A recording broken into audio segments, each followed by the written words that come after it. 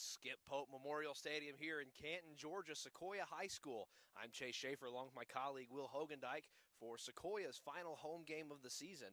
And Will, what a season it's been. Kind of a slow start for the Chiefs, but they've really motored through this last half of the season. Yeah, up and down, but they've been able to come back late in games and win some games late in the season. So let's see what they do here tonight. Absolutely. This team has been showing quite a bit of heart this season, and it's kind of sad because looking at the playoff standings, it looks like we're out, Will. It looks like there's some sort of region agreement that is going to make Cambridge the 3 seed if they win tonight, and if they lose, Johns Creek will own a tiebreaker with us due to an aggregate total of the 3 games played. Anybody's best guess as to how that came. God bless the people who came up with that solution, but it's kind of disappointing. This team's fought so hard, Will, and to see it come down to tonight, my heart just goes out to these seniors who played lights out football, gone 4-1, a chance to go 4-1 down the stretch, and it's just been really impressive to watch this team grow throughout the season. Yeah, even with that setback, I know our team will still be fighting hard tonight because they, obviously, as you said, the seniors definitely want to get a win in their last game. Yeah, Centennial coming in, obviously 0-7 on the year. They've had a rough go as well, especially considering what a good year they had last year. Will, quite a venue here for high school football. Skip Pope Stadium's been around since, early 90s, since about the time I was born. Coach Ray Face Memorial Fieldhouse. Sequoyah has some great facilities here with the weight room and, a great place to develop young talent and allow these young men to grow into fantastic football players. Yeah, turf field is beautiful. Plenty of seats, which are always packed. It's always a great atmosphere here at Skip Pope. Will, another thing is all of this wouldn't be possible without some of the great people in Cherokee County helping us put this together. You think of all the people who cover Cherokee County football locally. You've got the guys at Cedarwood Tavern who do a fantastic job of providing game coverage. You got Patrick O'Shea who does a marvelous job of updating the county stats through Twitter and all the social media outlets. He does a fantastic job keeping everybody up to date on stats. And, Coach Mosley, one of the basketball coaches who actually was the one who introduced me to Sequoyah, even though I'd already gone here, but I digress. He was one of the ones who helped make all this possible. And, we want to thank those guys. They do a fantastic job of covering local sports in the area. And a lot of this coverage, especially the guys at WLJA who do the game of the week for Cherokee County, and, the students here at Sequoyah High School, Coach Mann, him and that AV club, you guys do a fantastic job, especially ChiefsTV.org, which we're going to be broadcasting on tonight. You guys put an excellent production quality out for these home games, Will. What do you think is the key to your guys' success at Chiefs TV? I think it's just what you said. We all love to rally around something, and for us, it's the football team. So I think that's just a common ground that we can all find, and that's why we enjoy it so much.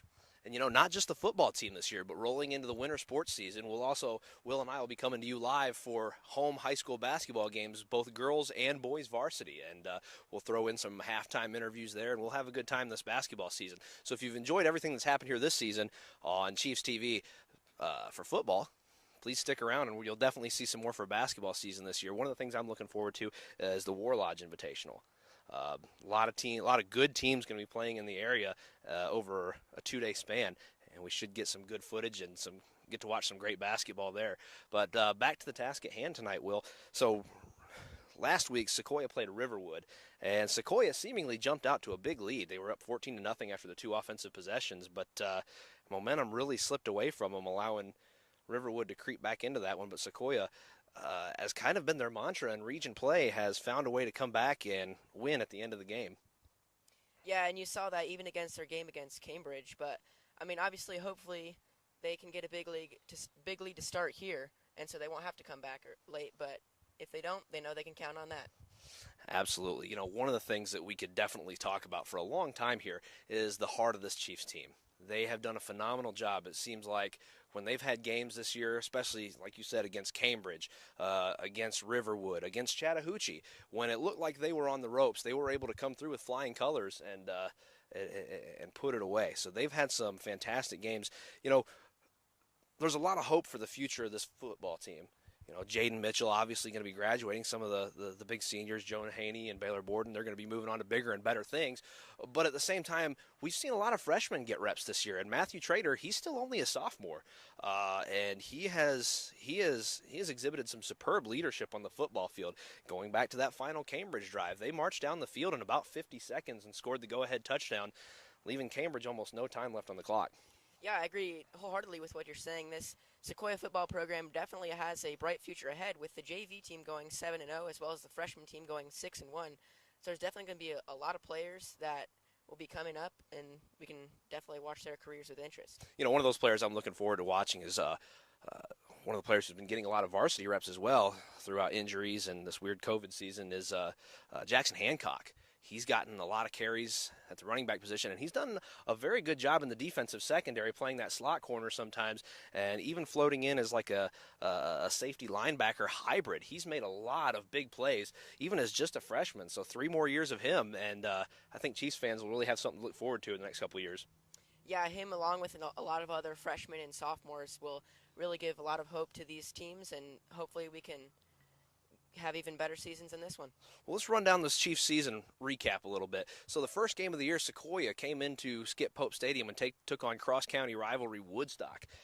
Woodstock really jumped out on Sequoyah in the beginning there and got a pretty big lead, but Sequoyah was able to come back, being down 28-14, make that a tie game. But unfortunately for the Chiefs, that 4-star commit for Woodstock, David Daniel, took a kickoff return all the way back down to the Chiefs' 20-yard line, and then that horse collar tackle bumped it up close enough for them to put a touchdown in, and then obviously the pick six late in the game was the nail in the coffin for the Chiefs. But they were able to score one more time and make it a 6-point game, and we mentioned earlier that just goes to show the resiliency of this football team. And then the following week they went and they played Cherokee. Cherokee is definitely one of the top teams in Region 5 7A this year. They had a close game. They had a pretty good game with Milton last night, but even though Cherokee's the 3 seed in their region, don't let them fool you. A.J. Swan still got a lot of football left to play, and he's only a junior, so I suspect he'll have some Power 5 offers rolling in as well as that running back Keith Adams Jr. Sequoyah went on to play Cass, and I think Cass was one of the real big surprises of the high school football season. First-year head coach Steve Gates has really turned that program around, and they were able to shut out the Chiefs in the second half. And there were a couple of games where, it just looked like the Chiefs.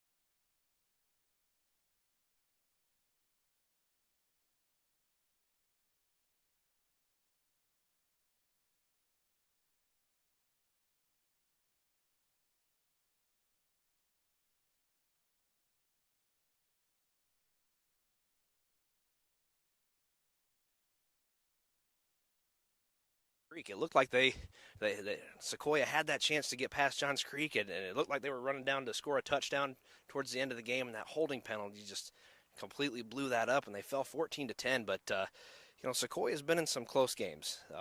Even the Creekview game. The Creekview game looked like it was.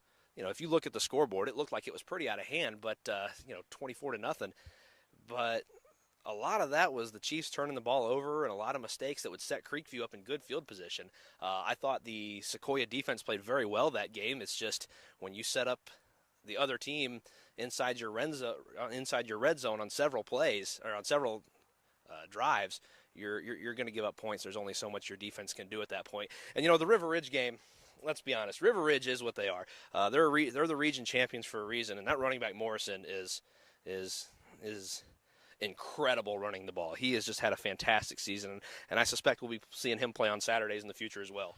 And, ultimately going to that the most recent game for the Chiefs, the Riverwood game, traveled over to Fulton County there, and Sequoyah was able to come out with a hard-fought win, and that's considering that they had 3 freshmen starting in position and places some guys that were missing. Not to mention the fact that Peyton Lucas stood in for Jaden Mitchell and did a fantastic job. He was flying up the middle. He was very shifty, hitting those gaps, following his blockers. He was doing a fantastic job, and I definitely think he made Jaden Mitchell proud there towards the beginning, middle, and end of that Riverwood game. Yeah, and that just goes back to what we were saying. Not only is the future bright, but also those younger classmen are willing to step up and produce, and so that's something that the Chiefs can really take away. And another guy we want to give a shout-out to that game, Evan Sangstock. He had a couple of fantastic runs trying to find the edge for the Chiefs, and he was able to finally find pay dirt there towards the end of the contest. And, once again, Matthew Traynor also took over with his legs as well. And one play in specific I remember was a late touchdown by Matthew Traynor. He basically was escorted into the end zone by, I believe it was Jimmy Anderson, number 77. And he basically just kind of almost like a bodyguard, just kind of walked him into the end zone, and Sequoyah was able to put Riverwood away. And it's just been such a fantastic season to watch. Because you think, a couple of bounces here or there, and what could have been for the Sequoyah Chiefs offense and Sequoyah Chiefs team in general, especially considering how the Johns Creek game played out. But still a lot to play for here tonight, a lot to be proud of for these guys this year. A lot of people wrote off the Sequoyah Chiefs after the 0-5 start, and they came back with a vengeance with a chance to go 4-1 down the stretch here. Yeah, and I think this season, while it hasn't gone as we would like it to, it's definitely promising with all those JV and freshman players coming up, being able to prove and produce. So I think that we can really take away something good from this season. Absolutely, especially with all the time and the sweat equity that Sequoyah and their football program has put into the JV program, the freshman program. Coach Sheffield's done a fantastic job with these freshmen, Coach Mann, and it's really exciting to see, especially a program that on paper might not look like it has so much rich tradition and history, but it really does. You look around this place, Skip Pope Stadium, Skip Pope, one of the first athletic director at Sequoyah High School. You look underneath the Skip Pope Stadium sign. You've got all those state playoffs numbers over there, not just under Coach Maxwell, but under Coach Teeter as well. You've got a region championship under there. Coach Ray Face. You ask anybody who went through the Sequoyah Chiefs program, and they've got a Coach Face story for you, as long if they played for him. So there's so much tradition and so much pride built up around this program. That's what makes it one of the great places in Cherokee County to watch a football game and to send your kid to not only learn how to become a good football player, but how to become an excellent man and an excellent individual. Yeah, and I think all that history just motivates those players to continue improving, and so that they can do something for their school and that they can keep up the tradition that you were talking about. Absolutely, Will. So let's get into the game tonight. What do you think the score is going to be? Oh, I don't know. It's hard to tell, but I think the Chiefs can come away with a win here tonight. I do too. I think most people are spotting the Chiefs about 2 or 3 touchdowns here in this one. But don't expect Centennial to lay down. They have a lot to play for as well. They haven't won all season. This is their final regular season game as well. Look for them to come out firing on all cylinders. And actually, one of the things to think about too is they've got a really good wide receiver, a couple of really good wide receivers, almost similar to what we saw against Chattahoochee, where Chattahoochee had those tall wide receivers who could get up and come down with the ball. And one of these wide receivers, a 4-star commit to Tennessee. And so maybe we'll see what happened at the Chattahoochee game where, Coach Coleman decided, hey, Baylor Borden, you're the tallest wide receiver we got. Come over here and play corner against, this 6'3", 6'4" wide receiver, and maybe we'll see some more of that tonight. And he did a fantastic job coming in as a wide receiver on the fly playing corner. So it's just going to be a fun game to watch tonight, and I'm looking forward to an excellent night of football here at Skip Pope Stadium. Yeah, like you said, it's the last game of the season for both teams, so everyone's really going to leave it all out there and play with everything they've got. So it should be quite a battle tonight. So Will, as we go into game night here at Skip Pope Stadium for the final time this season, we just want to go ahead and make sure that we've recognized everybody, but not only all the people who have made this possible, but Will, I want to thank you as well for being a color commentator. It's not easy for somebody who's never really done this before to jump out, especially as a sophomore in high school, and do a great job that you did. So you have been a fantastic colleague this year, and I hope we do plenty more games in the future together. Thank you very much. It's been a pleasure to work with you and learn everything you've known, so thank you very much for teaching me. Which is very little, but I digress. Switching back over to football now, once again, just want to make sure that we thank all of our sponsors, thank everybody who's done a fantastic job working on this program this year, and want to thank you, the fans, for tuning in, because if you don't tune in and watch games, what are we doing here? It's just a bunch of guys hitting each other on a grass field. So we want to thank everybody for tuning in. We want to thank all the followers and all the supporters of Sequoyah Chiefs football, everybody who's made this happen, everybody who has a hand in it, especially Coach Mann and that.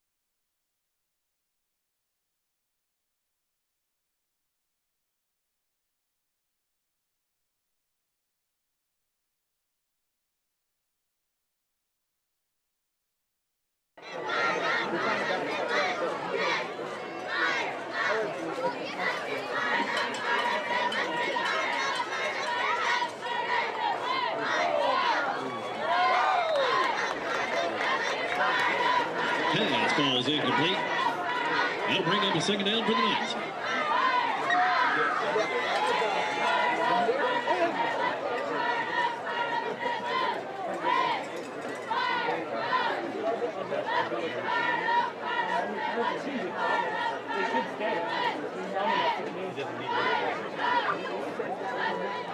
Oh, there's none in there? That was used for someone else. I think there's 32 people.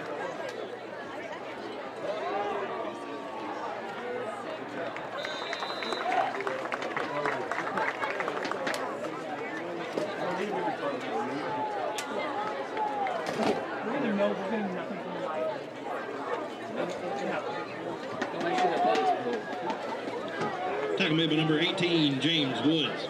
Did he put one in? Okay, you can go ahead and do it, but you don't Bring have up to. third down for the Knights. Hey, let's get loud, Chief fans.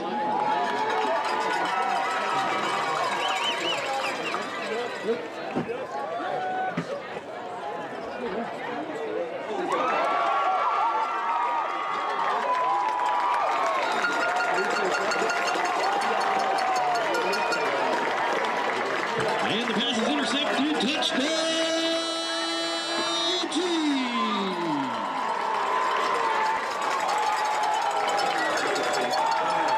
Never mind.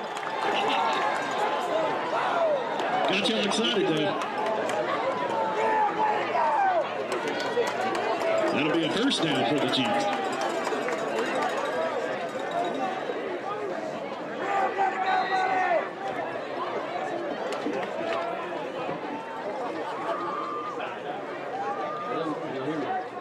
Can you hear me now?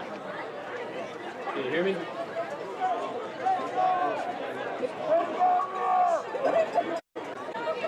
Who's there?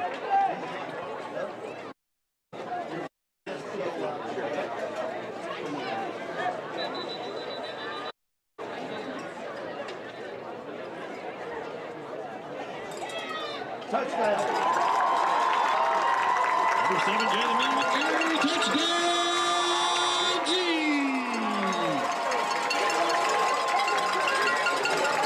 For real this time.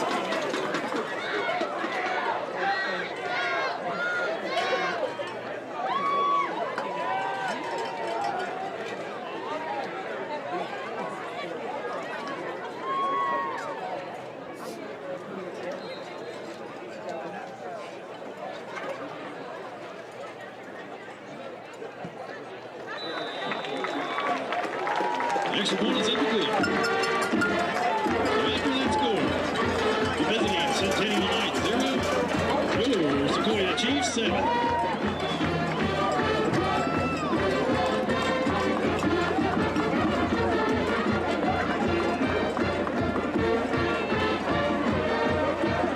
The Sequoyah touchdown club, like run by Shopkirk, Chrysler, Dodge, Jeep, Ram, and Camry. For supporting the program, Shopkirk will give away a brand new 2021 Jeep Wrangler Sahara valued at $45,370. Come buy your $5 raffle tickets tonight at the main concession stand. Thank you for supporting the program.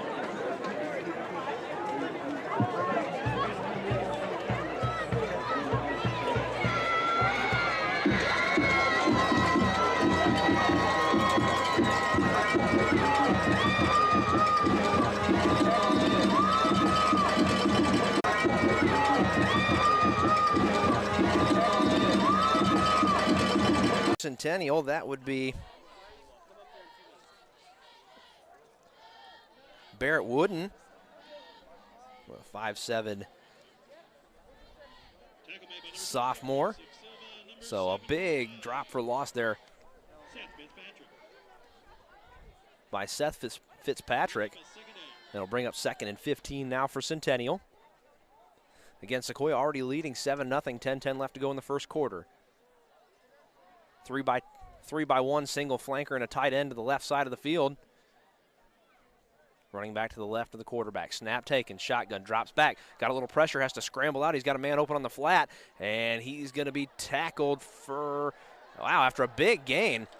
I don't know if he got the first down or not. They're going to spot him at the 16, after a 16-yard gain. It looked like they were going to push him out of bounds before he even got back to the original line of scrimmage, but he was able to muscle forward and move the chains for Centennial. First down of the night for the Knights, Will.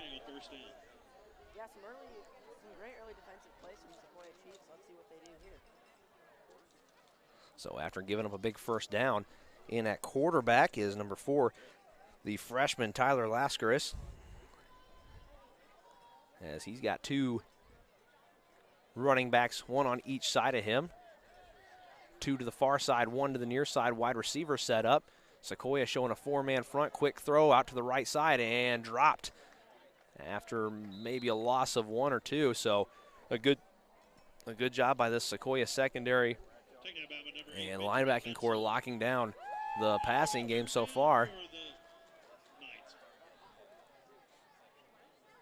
So 2nd and 11 coming up. 2nd and 11 coming up for Centennial.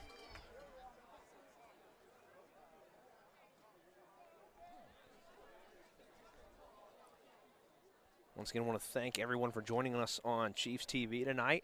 The last game of the season for the Sequoyah Chiefs. 2x2 wide receivers, 1 running back right behind the quarterback. Here comes the blitz off the edge. He gets the pass off, but no one was home. And Sequoyah dialing up some pressure there on 2nd down, and it'll bring up 3rd and long. Yeah, Sequoyah having a lot of good early defensive reads here, and they're allowing the Knights to not get missed. This Chiefs defense been very feast or famine the majority of the season. Sometimes they've got opponents' numbers, and other times we see high-scoring games like we saw for the Woodstock game and also for the Cambridge game.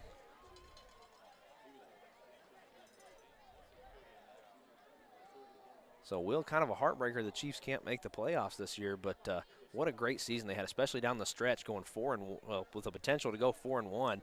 As Sequoyah dials up the pressure again, and this pass is caught over the middle. Going to try to get to the near side of the field. 1 blocker. It's a foot race to the corner and pushed out of bounds. After a big pickup is going to be that sophomore running back again. Silva on the stop as Barrett Wooden picks up the first down for Centennial. Ball on the 43-yard line of Centennial.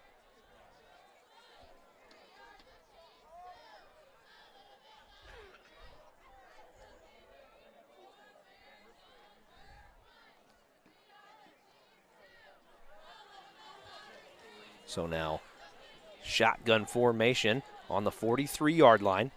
3 wide receivers to the far side, 1 to the near side. That's the tall wide receiver on the near side, drops back to pass. They're going to look for him down the field, but he's got double teams all over him, and the pass goes just outside of his reach as Blackman and Bedsole were all over him on the coverage. So 2nd and 10 coming up now. After the pass attempt to Julian Nixon.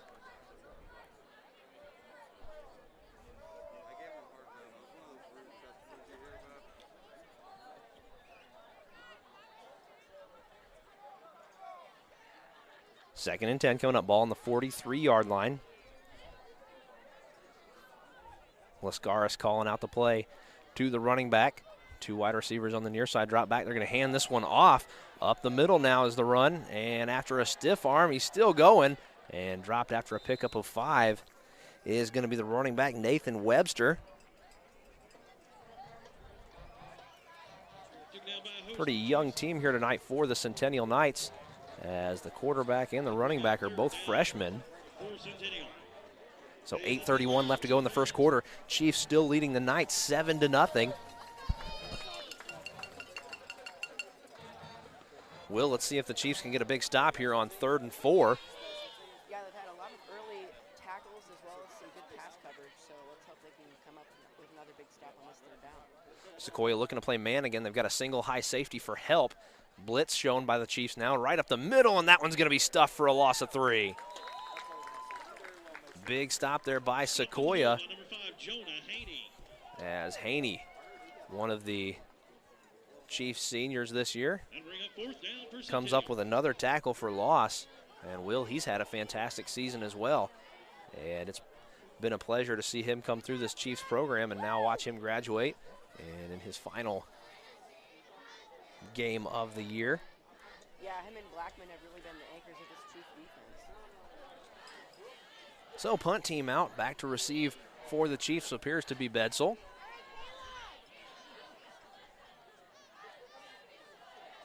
And they're going to fake it, handoff to the gunner, and he's rumbling ahead, but nowhere even close to getting a first down. And once again, that was Wooden on the fake punt attempt, and that'll flip the field. So a turnover on downs for the Chiefs, and this offense will take over with their worst starting field position of the night at the 44-yard line of Centennial. Sequoyah already with one touchdown on their opening drive. They only had to go from the 3-yard line, so it was a pretty light task there. Go Chiefs.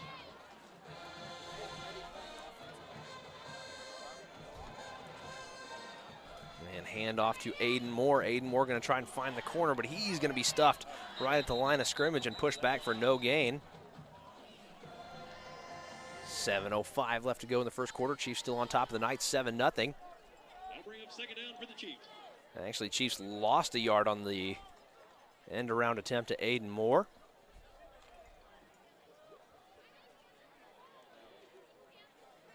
Peyton Lucas, the tailback, behind Matthew Traynor as he drops in under center, second and 11.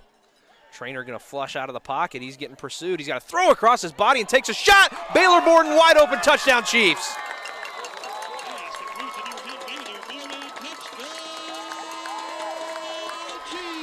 A wide open Baylor Borden hauls that pass in after Matthew Traynor took a shot. Boy, something about Traynor throwing across his body that just seems to work for him. He's gotten several touchdowns this year that way, Will.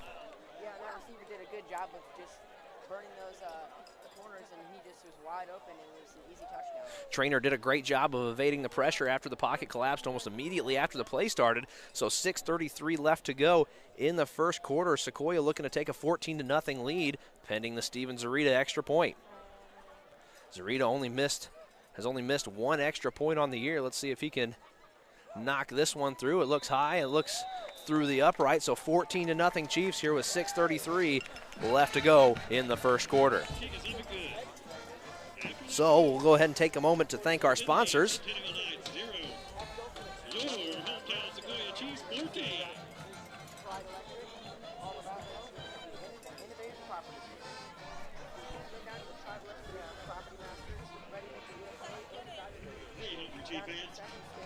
Come visit the Alva Insurance and Credit Union of Georgia concession stand. Down to the press box, We have Chick-fil-A sandwiches, $4. Cold drinks, $2. Under the spear level, we have Water and ITM chips, Solutions, $1. finishing off with our Tomahawk. Come get it, you know you're hungry. Physical of Hickory Flat, Johnson Plumbing, Squeaky Clean, and 1010 Contract. Thank you very much, Will. We'd like to thank our sponsors as well. 6:33 left to go in the first quarter. Chiefs leading the Knights 14-0 after the big reception by Baylor Borden. Zarita back to kick off now. Only one person back to receive the kick for Centennial. Looks like number 13, that'd be Carter Witt. Zarita's big leg fires this one all the way back into the end zone. That'll be a touchback.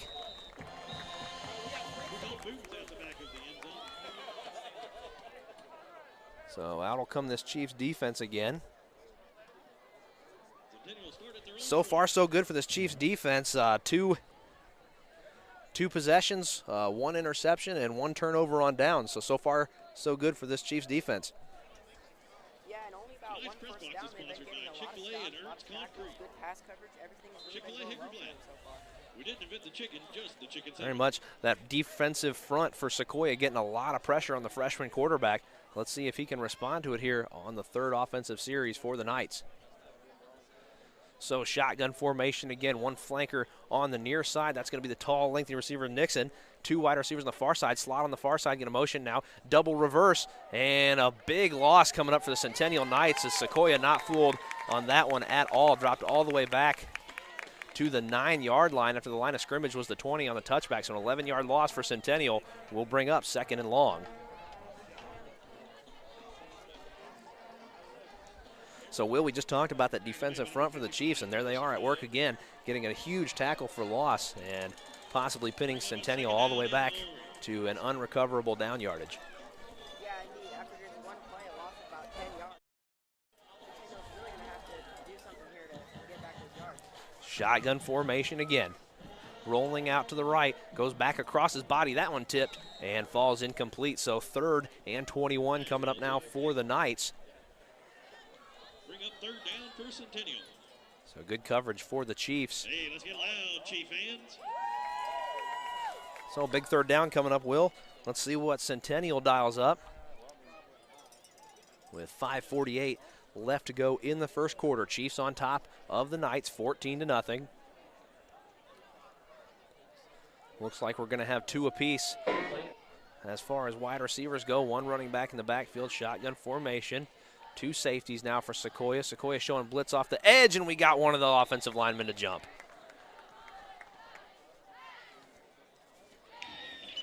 Prior to the snap, let's start. Offense, half the distance to the goal. Repeat the down.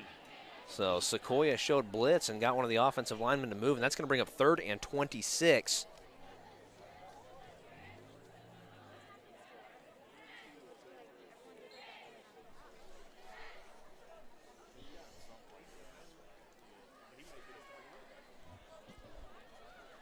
Drop back to pass. They're going to let this one fly all the way downfield, and Bedsell tried to lay out for the interception, but unable to catch on to that one. That's going to bring up 4th and 26. Fastball's incomplete.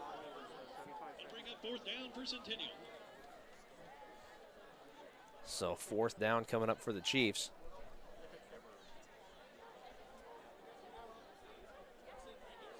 Correction, 4th down coming up for Centennial. 5:42 left to go. Punt team comes out. Borden standing at the Centennial 45, ready to receive the punt. It's going to come from the back of the end zone. Low snap, and just able to get that one away. Correction, that's Blackman back, and he's watching that one just bounce all the way back down to the 43-yard line. So Sequoyah once again with its worst field position of the night of 2 yards. That'll bring up 3rd and long for the Chiefs. Run by number 9, Cruz right. Bring up 3rd down for the Chiefs. So 3rd and long coming up for Sequoyah, their longest yardage situation of the night.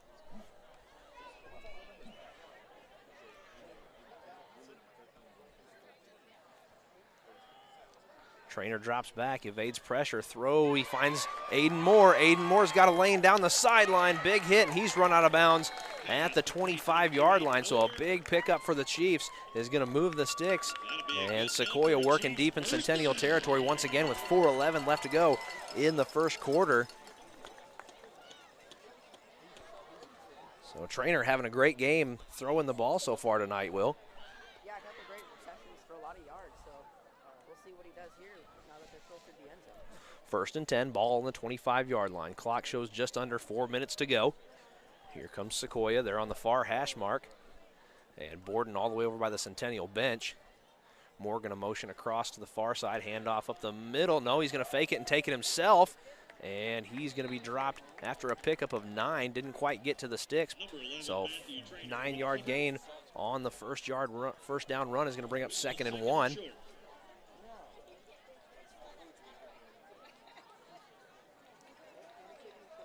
So got to think 1 yard here, Will, is going to be a walk in the park for the way this offense has been playing so far tonight.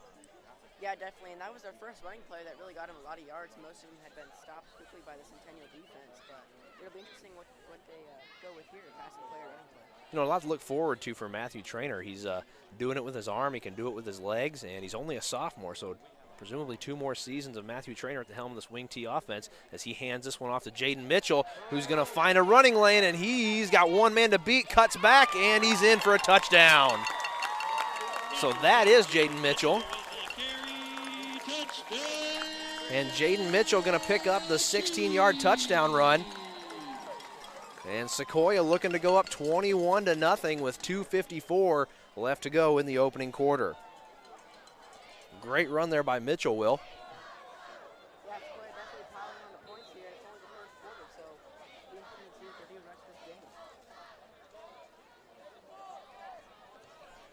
And that one is up and through for the extra point. So 21-0. Sequoyah on top of Centennial. And Will, you got to think this is the ideal start for the Sequoyah Chiefs.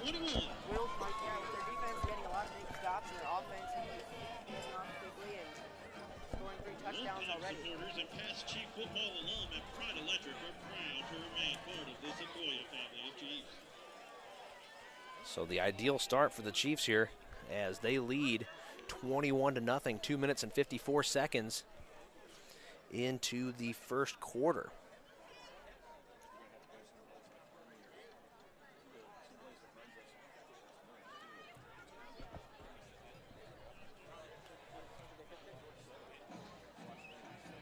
So Will, everything going right here for the Chiefs so far as Zarita set to kick this one away. And this one going to be taken at the 1 yard line. He's going to take it back out for Centennial. Comes up the near side trying to find the sideline and loses his footing right at about the 15 yard line, and the ball comes loose. And no, they're going to say he was down, as the return man for Centennial lost his footing and slipped and fell down at the 15 yard line. So they're going to mark it at the 16, looks like.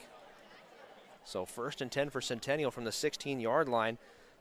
Will, special teams also been kind of one of those feast or famine things for the Sequoyah Chiefs this year. Yeah, Zarita definitely playing a key part in that defense and offense by getting the defense a lot of touchbacks, which helps the positioning of the Centennial team as well as being consistent with extra points and field goals. So we'll see this Centennial offense out on the field once again. They haven't really been able to get anything going here, but it is a very young offense as the slot man comes in motion. And there's a fumble on the exchange, and they're just going to have to fall on it. So they're going to lose 10 yards after the mishandled exchange. And boy, when it rains, it pours for these Centennial Knights, Will. Yeah, this offense really just feels very uncoordinated. A lot of mishaps and not really getting anything going. Second down and a mile for the Knights. So 2nd and 21 coming up for this Knights offense. 2 minutes and 15 seconds left to go in the first quarter. Chiefs still leading Centennial 21-0. Shotgun formation, 2 to the far side, 1 to the near side. Snap taken, drops back. He's back in his end zone. He's going to let this one fly. Some hand fighting downfield, and that one's going to fall incomplete. I don't see any flags. So excellent coverage there by Ben Sanders. That'll bring up 3rd down for the Knights. Hey, let's get loud, Chief fans.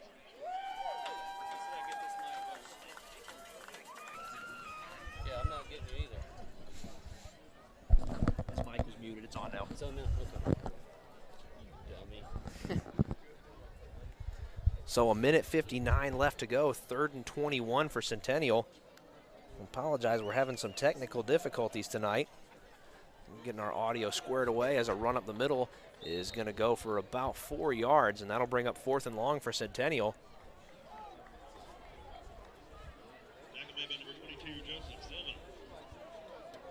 Sequoyah defense really been bottling up this Centennial offense, only allowing them 1 first down and getting tons of stops.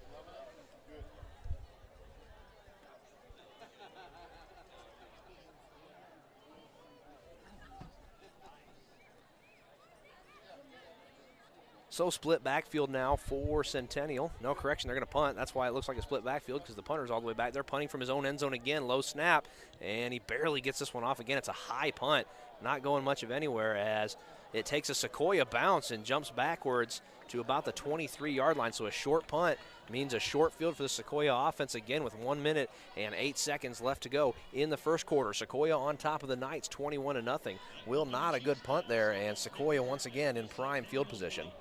No, definitely not. The Centennial offense is not helping themselves out at all. Just gifting these Chiefs some good field positioning after good field positioning. Yeah, a lot of miscues with the fumble on the exchange on the last possession.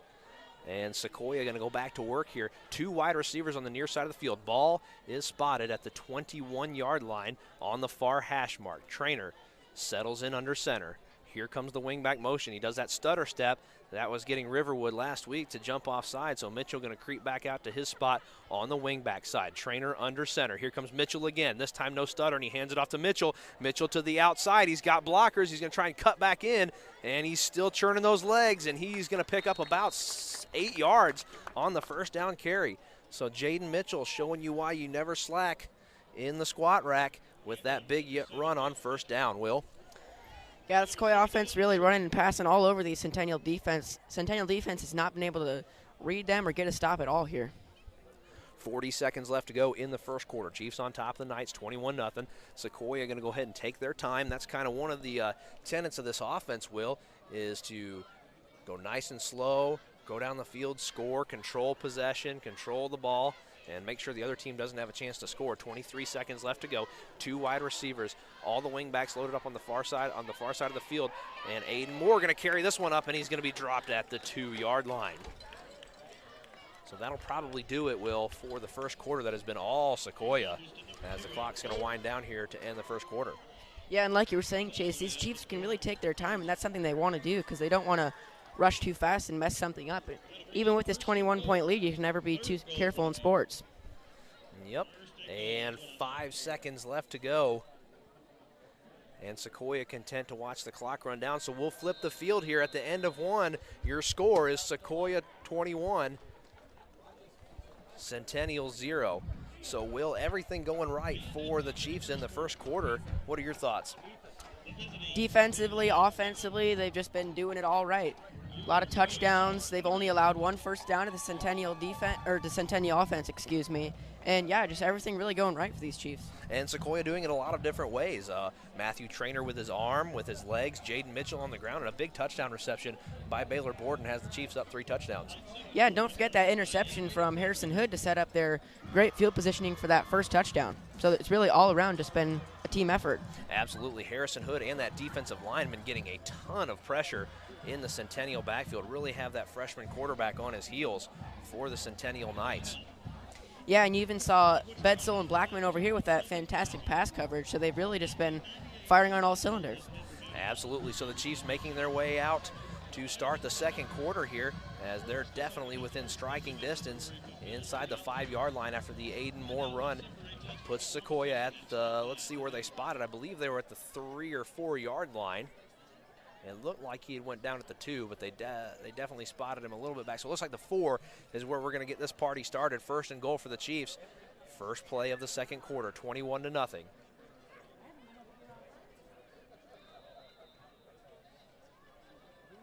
Centennial stack in the box. Definitely expecting the Sequoyah Chiefs rushing attack. Mitchell is going to motion across, and Peyton Luke is going to carry the ball in for a touchdown.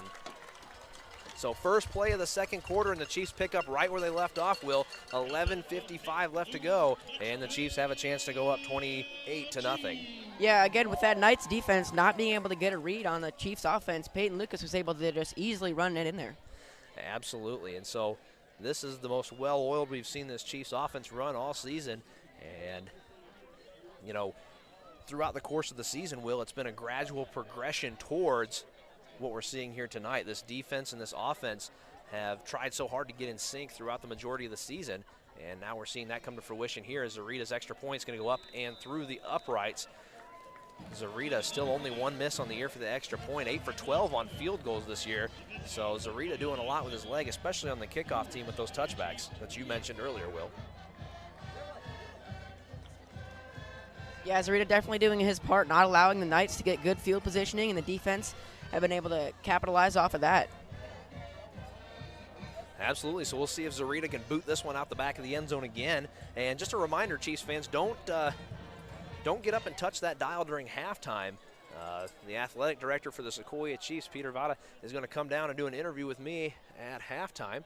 So don't touch that dial once we go to halftime. We're going to have a few questions with him. We'll get a chance to talk about some of the challenges presented by a COVID-19 season and what Sequoyah has done to mitigate that, and some other things about the football program. So Zarita back to kick it off. Only 1 return man back. And it's a high kick, but once again a little short.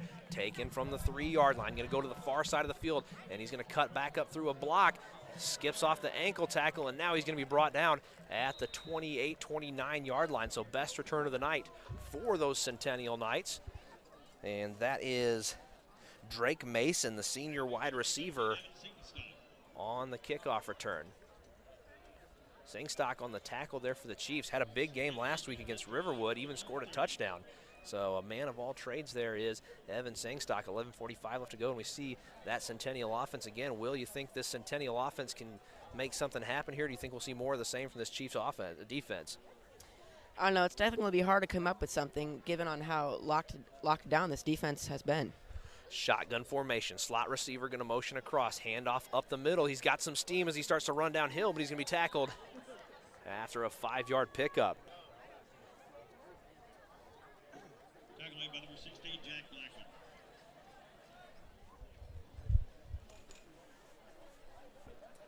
So with Blackman down,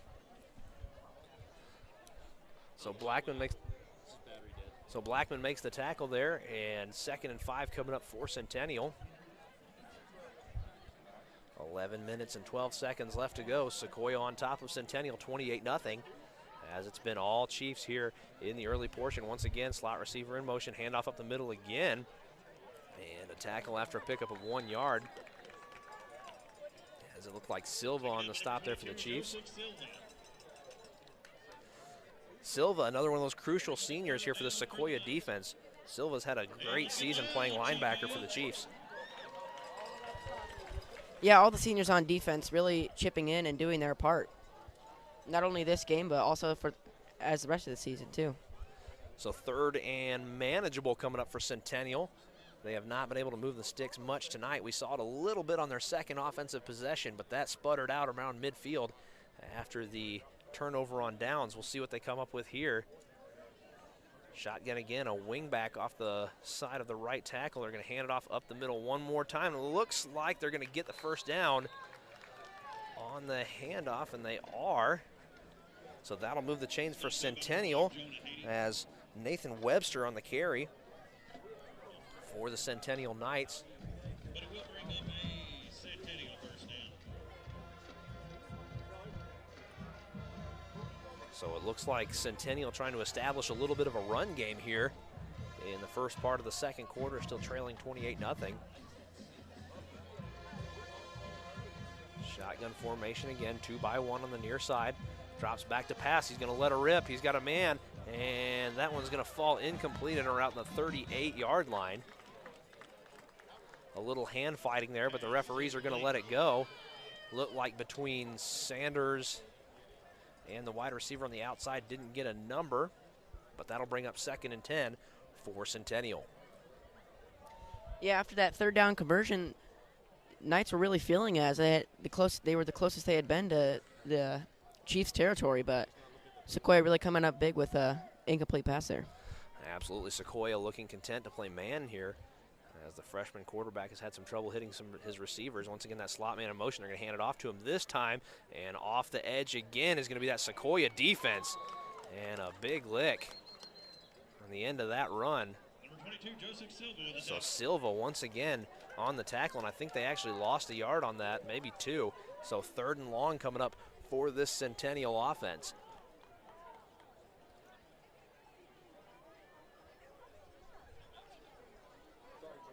Bring up 3rd down for the Knights.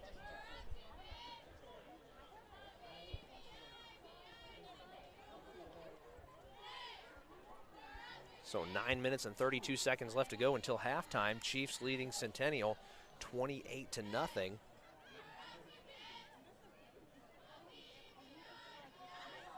So Sequoyah still playing man up. They've got Borden on that big receiver, Julian Nixon. And he's going to drop back pressure. Now it looks like they try to slip screen, but that one's going to be knocked down in the backfield. Screen pass falls in. And that'll bring up 4th and long again for the Centennial Knights. 4th down for the Knights. Ball on the 38-yard line, had to get to midfield, couldn't do it. So with 9:15 left to go in the half, it looks like the Centennial punt team's going to come back out. Now, they've already tried a fake earlier in the contest as Blackman's back to receive, but that was very unsuccessful. Yeah, the defense is able to respond very quickly, and we're not fazed by that one at all. Good snap. Sequoyah putting a lot of pressure on that punter tonight as Blackman signals for the fair catch, and he comes up with it at the 24-yard line. So we keep saying this, Will, but that's the worst field position Sequoyah's had all night. Sequoyah's had some excellent field position thanks to some lights-out defense by this Chiefs team. Yeah, like you said, that just shows how good they've been doing tonight, able to be quickly capitalizing on those good field positionings and getting up 4 touchdowns early. Absolutely, Will.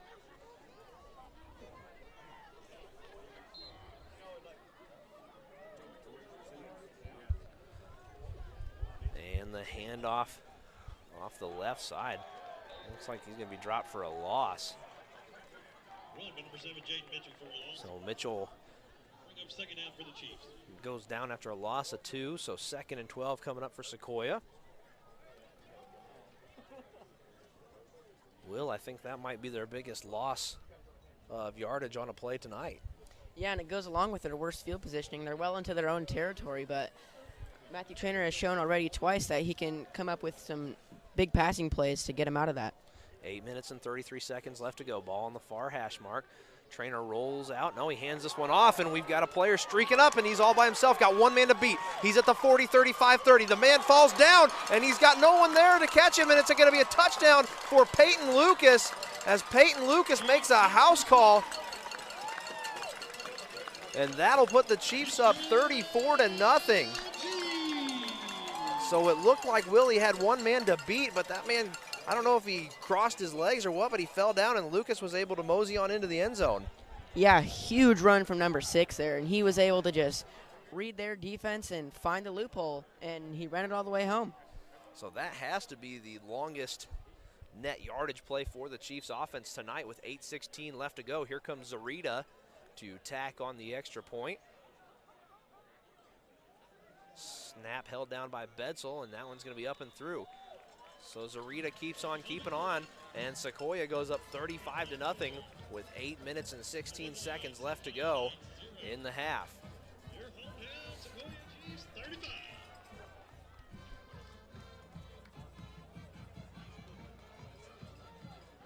So, Will, it looks like this young Centennial team just a little too outmatched tonight. Maybe it's the youth and inexperience, but Sequoyah doing whatever they want to on offense and defense. Yeah, the Sequoyah upperclassmen on both sides really outperforming here and just showing the Centennial team how it's done, honestly.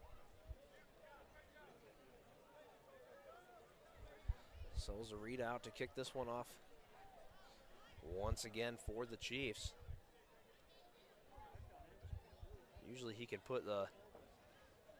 knock those touchbacks all the way into the end zone, but tonight he's been kicking them about a yard or two short, but Centennial unable to capitalize on the opportunity to return the ball, as this one's high and deep, and that one's going to be at the 1 yard line once again. Going to cut and change direction up the right side of the field at the 10, at the 15. We got a flag coming out, 2 flags now, and he's going to be drug out of bounds at the 17-yard line. Drake Mason on the return again, but we've got 2 flags right at about the 10-yard line. So we'll wait for official word on that as the men in stripes conversating here, and we'll see what the call is.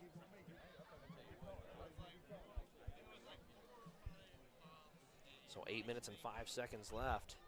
35-0 Sequoyah.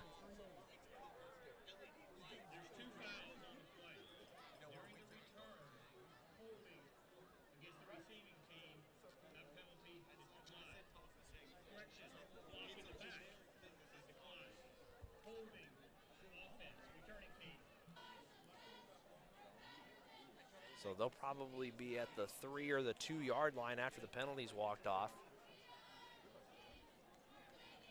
And that's too bad because that was a big run by Barrett Wooden, the sophomore running back there for Centennial. Yeah, definite break in the momentum for them, but it's also a break for the Chiefs defense, as that was, as you said, the biggest yardage they'd allowed tonight so far. So they mark off the penalty after the fact, but it's going to be a new set of downs somehow for Centennial as they walk them up to the 15-yard line. So shotgun formation, here comes the slot receiver again in motion, handoff up the middle, and the running back's going to slip and fall after a gain of 1. So Webster, the second time tonight that he's lost his footing on this turf. So with 7:40 left to go in the half, Chiefs still on top of the Knights, 35-0.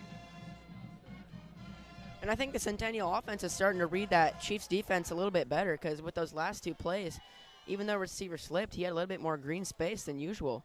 They have definitely been trying to establish a running game here in the first half, especially with that slot receiver motion and the handoff to the running back up the middle. Shotgun snap again. They're going to try that run up the middle again. It's there one more time and shakes off some tackles and finally brought down at the 48. We're going to mark him at the 47. So another big chunk play as Centennial starting to find some seams up the middle of that Sequoyah Chiefs defensive front.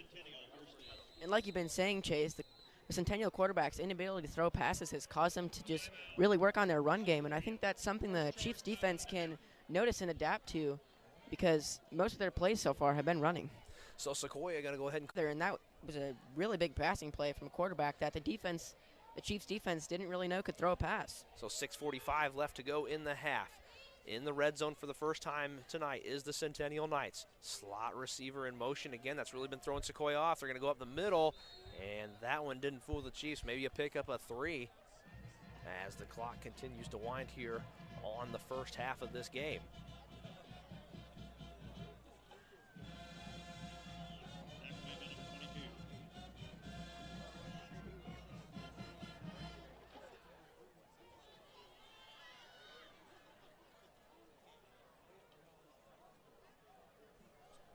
So 2nd and 8 coming up for Centennial. Tyler Lascaris getting the call from the sideline. 1 running back behind him, 2 wide receivers to the right-hand side. He's going to take a shot at the end zone, and coming down with it, who got it? Touchdown Centennial after the jump ball. Julian Nixon, the Tennessee commit for Centennial, goes up and snatches that one away from Blackman, and Centennial on the board for the first time tonight with a chance to make it a 35-7 game with 5:51 left to go in the half. So Will, finally this Centennial offense seemingly comes alive, and the big wide receiver who's going to be playing for the Volunteers next year goes up and comes down with it. Yeah, they definitely stunned the Chiefs there. Chiefs had been rolling pretty smoothly through that Centennial offense. And the extra point, a little low, but it splits the uprights. So on the board for the first time tonight is Centennial after the extra point by number 99. And that would be Yusuf Leos, the senior kicker.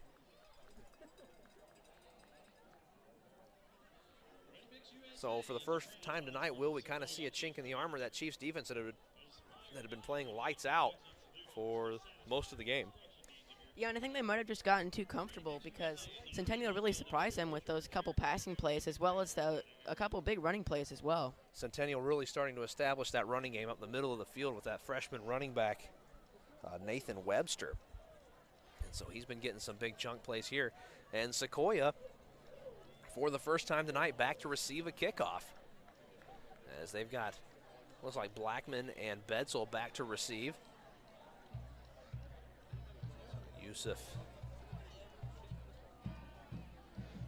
Yusuf Leus is going to kick this one off for the Centennial Knights. 5:51 left to go in the half. 35-37 onside attempt. This one gets through, and it's going to go out of bounds.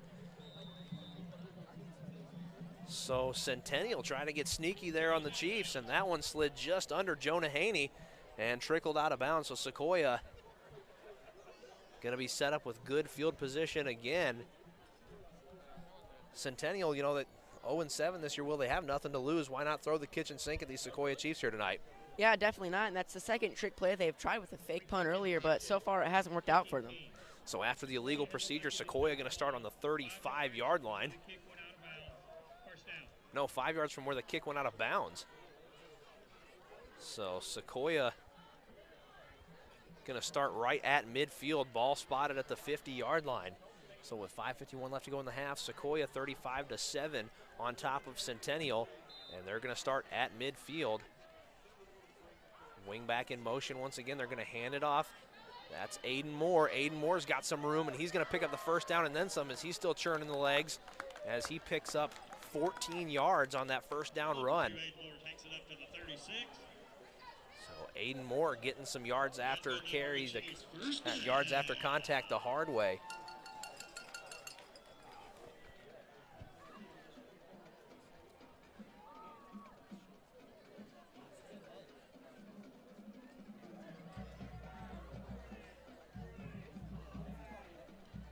So two wide receivers out to the far side for the Chiefs. Ball in the near hash as the ball is at the whatever yard line that was, but a muffed exchange is going to drop the Chiefs for a loss. They lost about 3 on the bad handoff between Traynor and it looked like Peyton Lucas.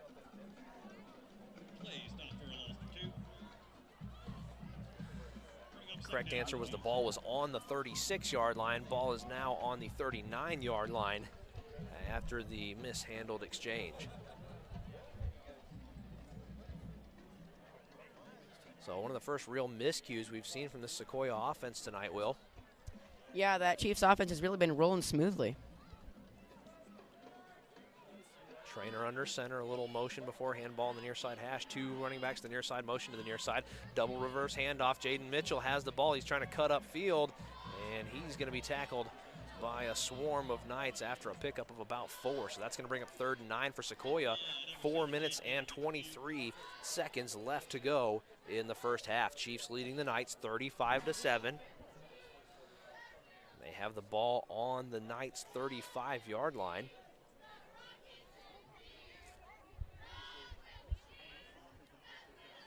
So Zach Conrad checking in for the Chiefs as well.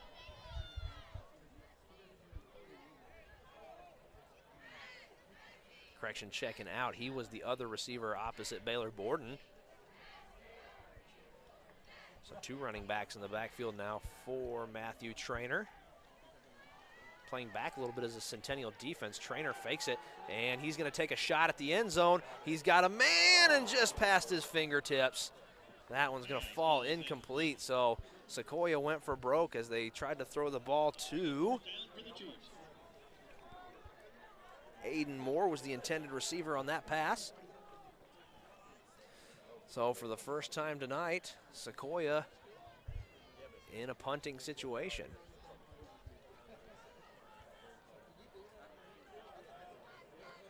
Oh, disregard that. Here comes Steven Zarita.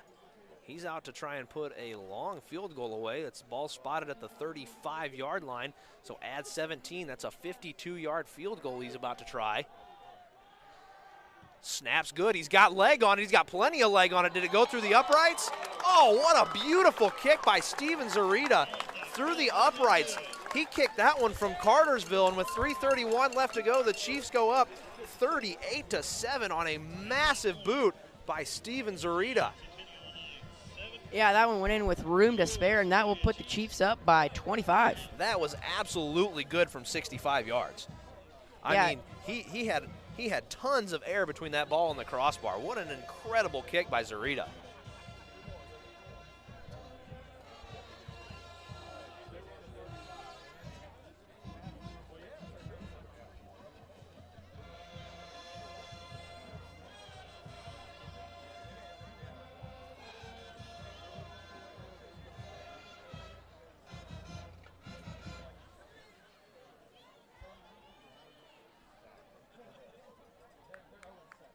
So Zarita, let's see if his leg's not tired from that massive field goal he just kicked. 3:31 left to go in the half. Chiefs on top of Centennial 38-7. And Zarita kicks that one high, and it's going to roll out of the end zone for a touchback.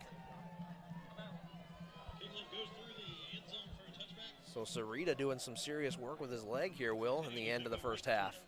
Yeah, not as many touchbacks as usual, but as we mentioned with that huge field goal, he's definitely been putting in work. Absolutely. Proudly servicing the Southeast since 1996.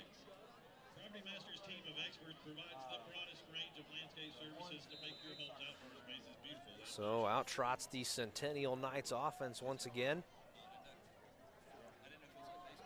Let's see if they can continue to sustain that success from the last drive where they were able to find the end zone thanks to the Julian Nixon touchdown reception in the corner of the end zone.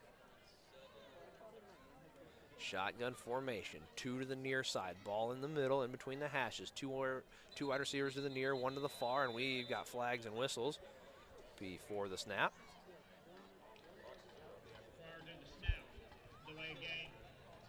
So Centennial gets caught not watching the play clock, and that'll cost them 5 yards before they ever snap the ball on this drive.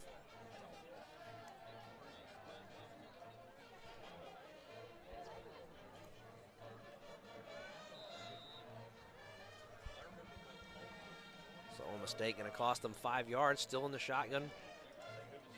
2 to the near, 1 to the far. Slot receiver in motion again. Here comes the handoff up the middle, and yep, there it is. And he's going to be dropped after a pickup. No, the ball's free. There's a scrum now. Sequoyah thinks they have it, and they do.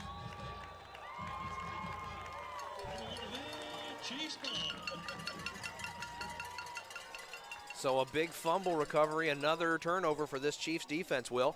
Yeah, just when Centennial, thought they were getting comfortable scoring on their last drive and holding the Chiefs scoreless on theirs, Sequoyah comes up big with a fumble recovery there.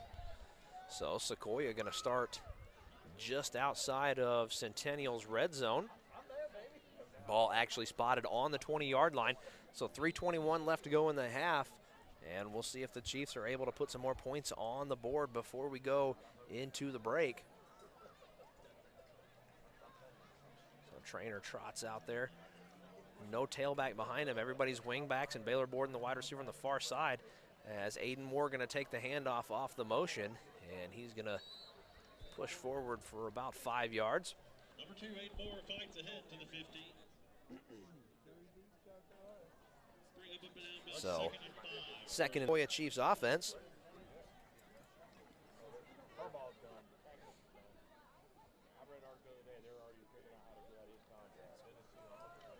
And out comes that Chiefs offense one more time. 2:48 left to go. 2 tailbacks now for the Chiefs. Hand off to Mitchell. And Mitchell bounces off a tackle, still trying to get outside. And he's going to pick up 1 yard. So here comes third down for the Sequoyah offense, 3rd and 3. Will, has this Centennial defense started to dial in on this Chiefs offense here towards the end of the first half? Yeah, with this drive and the last drive, I think they've settled in a bit more, but I don't know if they've settled in quite completely. Definitely stopping the big yardage plays. Traynor under center, Peyton Lucas behind him, Mitchell the wingback, and this one is going to be a run up the middle for a touchdown for Peyton Lucas. No, that's Aiden Moore. So Aiden Moore carries that one into the end zone, and with 2 minutes and 1 second left to go, the Chiefs are all over the Centennial Knights, 44-7, pending the Steven Zarita extra point, which at this point in the season, Will, seems like a mere formality when Zarita comes in to kick a point after. He's only missed one all year.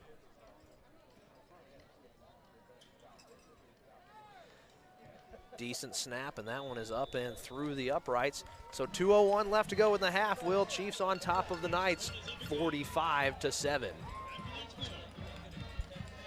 Yeah, like you were saying, Zarita's consistency has definitely been something the Chiefs' offense and defense has been able to lean on, really. Absolutely. So out comes Zarita to kick this one away after the Sequoyah touchdown.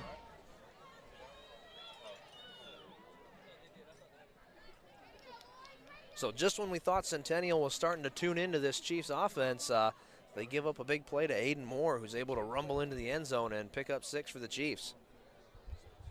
Yeah, and with 2 minutes and 1 second left, the Chiefs are up by 38.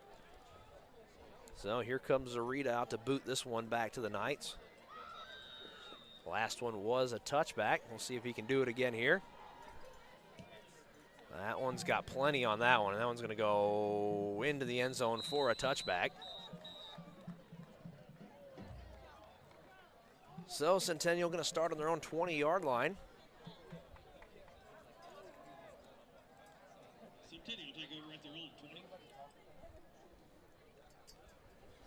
You know, Will, I know the game's not officially over yet, but 45-7, if Sequoyah can maintain this success, that would be quite the high note to finish your season on. Absolutely. The Centennial offense is certainly going to have a miracle second half to come back from this deficit. And it's good to see, too, because the Sequoyah Chiefs season that started with so much turmoil, going to 0-5, and it always seemed like they were just knocking on the door, breaking out and going on a big run, and it just didn't happen until it was too late. Shotgun snap for Centennial, going to take another shot downfield. Man streaking down the sideline, and that one's going to be knocked out of his hands by Sanders. So good coverage there for Sanders in that Chiefs secondary. And 1:55 left to go. The Chiefs still on top of Centennial, 45-7.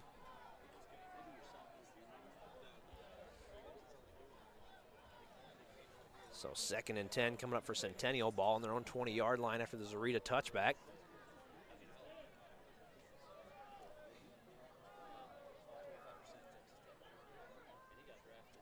Shotgun formation, one running back.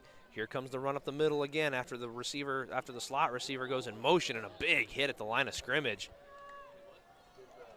And Nathan Webster going to be dropped after no gain, so that'll bring up 3rd and 10.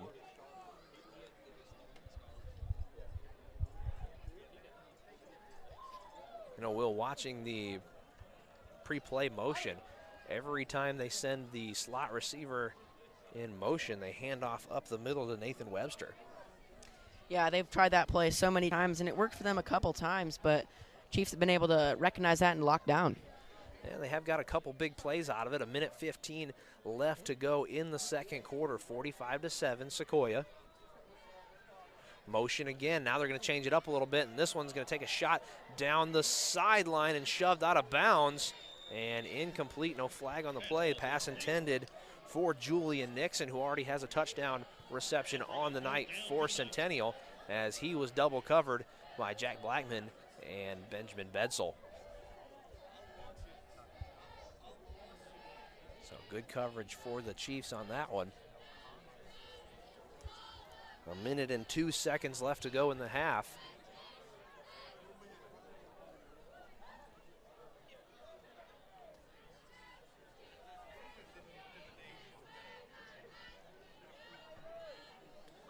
So once again, fans, we want to remind you to don't go anywhere during halftime, because we've got an interview with Chiefs Athletic Director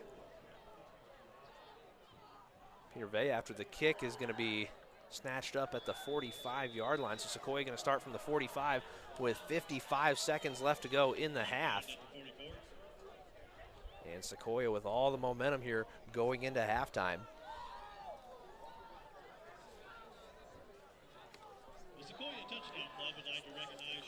So Will, an ideal first half for this Sequoyah Chiefs team. Yeah, definitely. Everything has been going right on both sides with a fumble recovery, an interception, early touchdowns, great field positioning. It's really just been all going right for these Chiefs. Sequoyah one tailback under center. Let's see if they take this lead into halftime. And, oh, the mishandled exchange, and there's a fumble, and Sequoyah looks to have possession, but can't see who's got it on top of the scrum, and the mishandled exchange is going to drop Sequoyah way back. So 40 seconds left to go in the first half.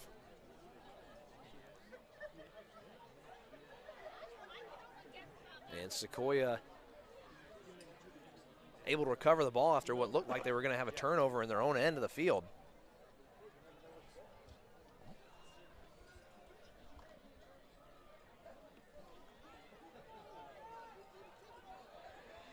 Sequoyah looking like they're going to give some of the younger guys reps here.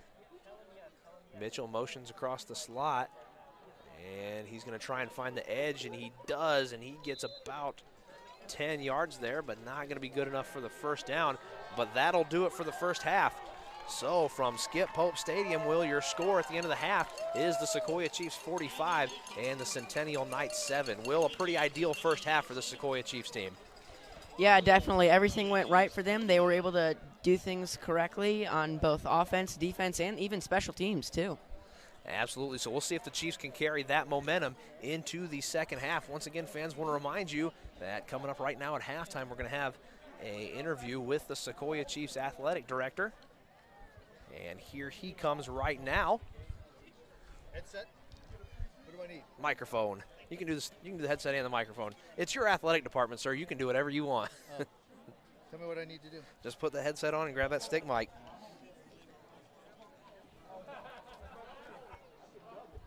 Here, can I just go over here real quick? What time do you need me back by? We good? Like, how 5 much? minutes. 5 minutes before.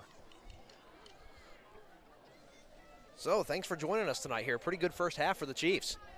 I would say so. Absolutely. Yeah, we're kids are playing well. Centennial's had a tough year going. They're 0-8 coming in, but our boys are ready. Last game of the season. They're a young team, and it looks like they'll get it together after they lost a lot of seniors last year. Centennial had a fantastic season, but Sequoyah, going out on a high note here after a really tumultuous and trying season. But these kids have bounced back and shown a lot of heart and really fought through to the end. Yeah, no, I agree 100%. So, not knowing if we were going to have football to start the year, and here we are, our last game of the year, and winning the last, 4 of the last 5 games for us is a good way to wrap it up. A lot of young kids on the field that are playing, getting a lot of reps, and I think the future's bright for our football team next year. I know the coaches have worked extremely hard since June, pulling a lot of hair out with all the COVID stuff that we've dealt with. So I'm real proud of the program. Absolutely. So, piggybacking off of that, what unique challenges has COVID brought to the athletic departments around the county this year and around the state? I'll tell you what, it's probably a loaded question, but it's unlike anything that we've ever gone through. I will tell you that. I mean, every athletic department around the state has dealt with it, between limited capacity at your stadiums, social distancing, dealing with kids that are quarantined and contact tracing. It's put a lot of kids out. So every week's been a challenge. We've become more of a ticket manager this year than we ever have. From a financial standpoint, it's been really difficult because, football drives a lot of revenue into the school. And without that revenue, a lot of the other sports are going to suffer. And we have not been able to, raise the kind of money that we want to do the things that we want to do. But, in the long run, and looking back at it in June when we were thinking about whether or not we were going to have a football season, and here we are, the last game of the season. I'm really glad that we are here, and the people that have come and enjoyed the game so far and the season. It's been, it's been rewarding in that sense. And I think going forward, we've learned so much this year that it'll be a lot easier next year going down the road once we get back to some sort of normalcy. And I wanted to hit on something you said a moment ago. You guys didn't lose any games. There's been teams all over the state who have had to drop games, had to move games because of COVID. You guys haven't had to do any of that. How much of a testament is that to your students, coaches, administrators, and faculty that you guys didn't lose a single game? Well, I'm going to love a little bit on our head coach, James Teeter. When we started this whole program back in July, really June, about getting the kids back to return to play, and with the leadership of our athletic director, Tanya Sebring, for the county here at Cherokee County, and putting the plan in place, and our players, coaches, parents have really followed the program. And without that, I can tell you right now, we probably would have lost many games to COVID, but it did not happen. So the protocol was there. Our coaches, players, and parents stuck to the plan, and real proud of how we did that. And that's testament, again, to the coaching staff. They really followed it through. Absolutely. You touched on Coach Teeter. Let's elaborate on that a little bit. You mentioned his program. Coach Teeter's been with Sequoyah for quite some time now. What is it about his system, his coaching style, and his leadership that makes Sequoyah such a great football program? Well, I started here, a year and a half ago, and I knew of Coach Teeter. I knew he had been here for a while, but getting to know him as I have the past year and a half, he is he's everything you want in a head football coach. He loves the kids, loves the program, but from an athletic standpoint, he crosses every T and dots every I. All the paperwork. He's very, I think you know what you get with him. He sets high expectations. He has a great coaching staff. Pretty much our whole coaching staff is in the building, which means a lot. We see our kids every day, and he holds the kids to a higher level. And, that is a lot to say for that. Absolutely. You know, Coach, I wanted to switch gears for a little bit. I wanted to give you a chance to love on this AV club a little bit. Sure. Coach Mann and the AV club have done such a fantastic job this season. Their videography, their production quality, and not only of the football games, but other events. You know, they had that band, that senior band night the other night. How does having Coach Mann and this AV club, how would you consider having them an asset for this Sequoyah Chiefs program? Well, I can tell you right now, Brad Mann, this is his first year here at Sequoyah. He was at Dean Rusk for a long time, so we kind of stole him and brought him over. And he's elevated, you know, the live streaming. So, you know, we have people from all over the place watching all over the county, watching the games. And to be honest, having you here has been great. So, you know, former student from Sequoyah High School come back and doing these games. And I know when you reached out to me back in the summer, I'm like, all right, that would be kind of cool, internet radio. But now that you guys have kind of married together with Brad's program and having, really most importantly, having our kids involved in television production, they're getting experience that they never had before. And now, you know, now then, especially this year with the limited ticket and capacity we have at our stadium, people from outside the county can watch.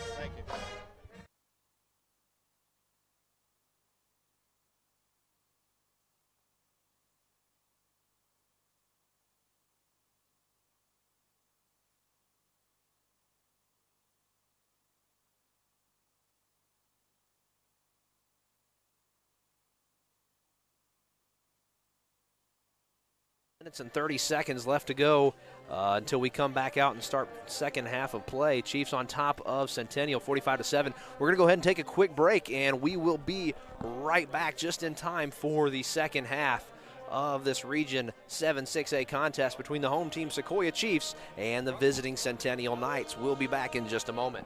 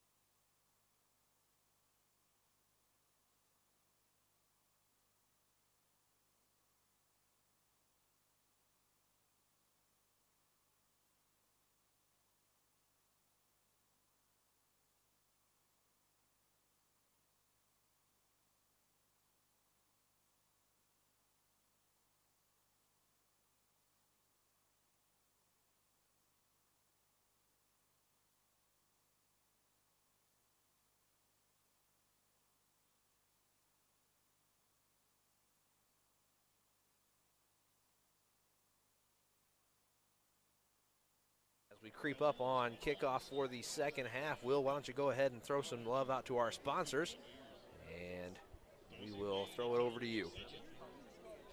Of course, Chase. So let's please help us and thank this season's Chief Program sponsors. Starting off at the Ultimate Chief level, we have Riverstone Homes and Riverstone Graphics, Pride Electric, All About Health, and Innovative Properties Group. Going down to the Tribe level, we have Property Masters, Ready Mix USA, and the Geiger Group. Moving on down to Concession Stand, we have Alpha Insurance, Credit Union of Georgia. And down to the Press Box, we have Chick-fil-A of Hickory Flat, as well as Ernst Concrete. And at the Spear level, we have iTransit Solutions, LLC. Down to the Tomahawk level, we have CYFA, Physical of Hickory Flat, Johnson Plumbing, Squeaky Clean, and 1010 Contracting. And we'd like to thank 1010 Contracting for being tonight's Feed a Chief sponsor. Feed a Chief sponsors feed the players, the trainers, managers, and coaching staff before tonight's game. The Feed a Chief meal sponsorship gives local restaurants the opportunity to sponsor the Chiefs football program the best way they know how, with food. Thank you very much, Will. You know, it's kind of bittersweet being the last football game of the year for the Sequoyah Chiefs, but, you know, we'll be back for basketball season this year, you and I will. Boys and girls varsity games, home games at least. That we will, and you can tune in the same place you're tuning in here, Chiefs TV on YouTube and as well, we have an Instagram account as well. And the kickoff to start the second half, Sequoyah is going to receive. That's a high kick that's going to bounce to the 21-yard line, and Sequoyah muffs it. Centennial recovers after a bounce and a disastrous start to the second half for the Sequoyah Chiefs. Not what they were looking for. They muffed the opening kickoff, and now Centennial in the Sequoyah Chiefs red zone. This is the first time the Knights have started inside their red zone. Otherwise, they've had to work for it, and even then, they've only had one touchdown. First turnover of the night for the Sequoyah Chiefs, and it came on the opening kickoff of the second half. Sequoyah still up 38 points, so can't be too concerned just yet as it's not time to panic, but definitely not a good start to the second half for the Sequoyah Chiefs team. 11:15 left to go. First play now for Centennial. Shotgun, single running back, two wide receivers to the far side, to the near side. Motion now again. Let's see if they run it up the middle. They do, and Sequoiah's there to snuff that one out before it even gets started. And that'll be a loss of one for the Centennial Knights on their opening offensive play of the second half. You know, Will, we talked about it earlier. When that slot receiver motions across the field, they hand it off up the middle the majority of the time. And that time, Sequoyah was able to sniff that one out and stop it before it gets started. Yeah, and based off that play, Chiefs have recognized that, and now hopefully they can start reading that and seeing that ahead of time and putting a stop to it. So shotgun formation again, two wide receivers on the far side, ball on the far hash mark, one tailback, one wide receiver to the near side. That's the big, tall receiver. It looks like they're going to take a shot at him at the end zone again, same time as last time and same place. He goes up and catches it, and Sanders is going to come up with the football. They're going to call it an interception. And the referees are going to discuss this one for a second. I don't know about that one. While it was good coverage by Sanders, Julian Nixon looked like he might have had the ball. So the referees are going to talk about this one for a second. I got to think that they're going to overturn this one to a Centennial touchdown, Will. Yeah, either way, that was some good coverage from Sanders there. And they're going to call it a touchdown for Centennial because it definitely looked like Julian Nixon came down with that, and Sanders might have ripped it away from him after he had come down with the catch. So a big start for the Centennial Knights in the second half after Sequoyah fumbled the kickoff. Centennial puts another 6 on the board with a chance to put 14 on the board as 9:44 left to go in the third quarter. Chiefs on top of Centennial 45-13 pending the extra point by senior kicker Yusuf Laos. And let's see what Yusuf does here on the extra point.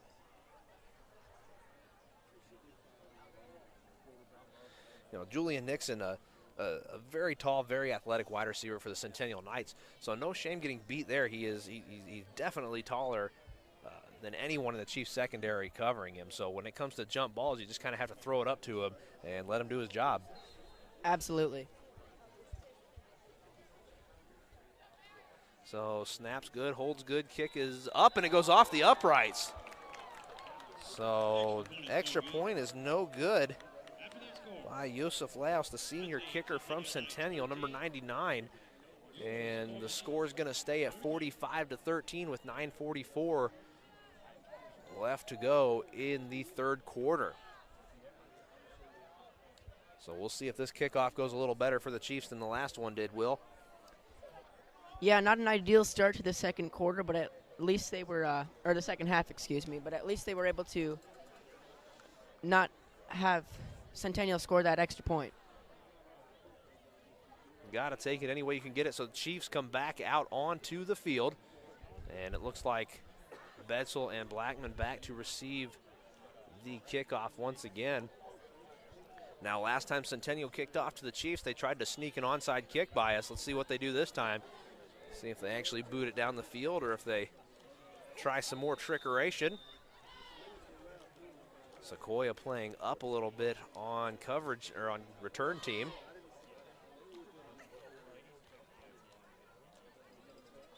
And here's the approach and the kick. It's a high kick. It's kind of short. Blackman going to take it at the 18-yard line, and he falls down after he catches it, so no return there.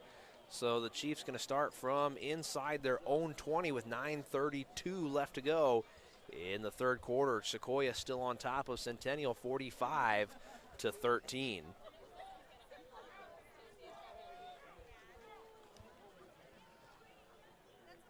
So we're going to see a change at quarterback here for the Chiefs. Coming in to lead the offense is number 19, Cameron Cagle, the senior quarterback. Going to take over second half duties, or at least this drive, for Matthew Traynor. Mitchell going to motion across, handoff. No, that's not Mitchell, but he's going to find a hole, and he's got a lot of running room out ahead of him. He's got one guy to beat, and pushed out of bounds at the 47-yard line is going to be number 25, Miles Crandall, the senior wingback for the Sequoyah Chiefs. So a good first offensive play for Sequoyah on their true first drive of the second half, and that's going to move the chains. Made it all the way out to the 46-yard line after starting on the 18. So pick up a 28, and Sequoyah back under center again as Cagle settles in. No tailback behind him. Mitchell going to motion across, and Mitchell going to try and find the edge, and he maybe got a yard, but he takes a big hit and goes down at the 47-yard line. So Will, Sequoyah coming out in the second half trying to establish that run game here to bleed out some of the clock with a 45-13 lead here in the second half. Yeah, and so far the run game has been working out pretty decent for them. Remember that Peyton Lucas touchdown where he just went almost all the way. And so yeah, we'll see how they establish it this half. 2nd and 8 now for the Chiefs, 7:44, 45-13 Sequoyah. Ball on the 47-yard line, motion across the middle. And handoff up the middle, maybe goes for a gain of 1. And Peyton Lucas on the carry. No, he's going to get all the way to midfield, so here comes 3rd and 6. And let's see what Cagle's going to do for Sequoyah. 7 minutes and 15 seconds left to go.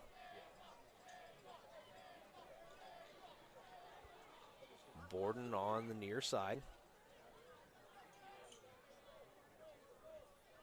Motion across the near side, ball at midfield, handoff. And that's going to be carried ahead for a gain of 6. He gets right to the line to gain. And another big carry by Miles Crandall.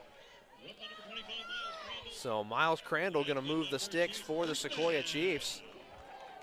And Sequoyah continues to march down the field on the opening drive of the second half for the Chiefs.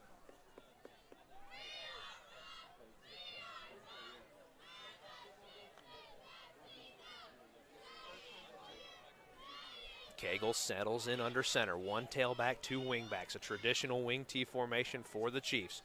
One wide receiver out to the far side of the field, ball in the near hash mark. It's at the 44-yard line.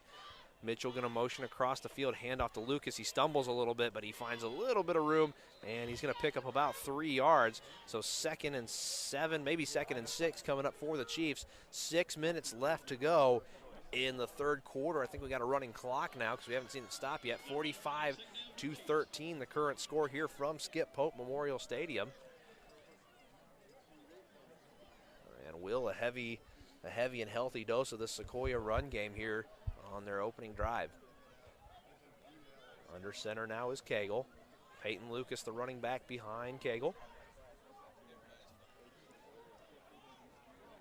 Centennial showing a 5-man front here, and hand off to Mitchell. He's going to find the corner, and he's going to be dropped after a pickup of 2 or 3 yards. Number 7, Jake Mitchell. Bring up 3rd down.